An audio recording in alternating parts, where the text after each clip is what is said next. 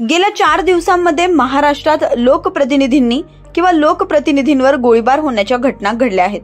महाराष्ट्रातील कायदा सुव्यवस्था अत्यंत खालच्या स्तराला गेली आहे. जर मुख्यमंत्री, उपमुख्यमंत्री आणि गृहमंत्र्यांना महाराष्ट्र सांभाळता येत नसेल तर त्यांनी सत्ता सोडावी, मात्र महाराष्ट्राला कलंकित करू नये असा इशारा काँग्रेसच्या आमदार आणि माजी मंत्री अॅडव्होकेट यशोमती ठाकूर यांनी दिलाय.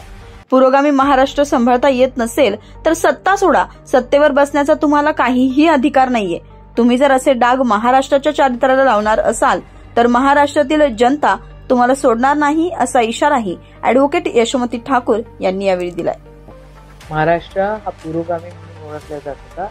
आज या गोळीबार प्रकरणांमुळे म्हणजे 4 दिवसाच्या आतमध्ये लोकप्रतिनिधीद्वारे किंवा लोकप्रतिनिधीवर असे गोळीबार होत असतील याचा अर्थ असा आहे की पोलीसची भीतीच राहिलेली नाहीये.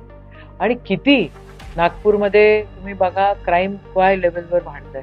तुम्ही पुण्याला बघा, कोयता गँगची त्या ठिकाणी भीती सगळ्यांना दिसते आहे.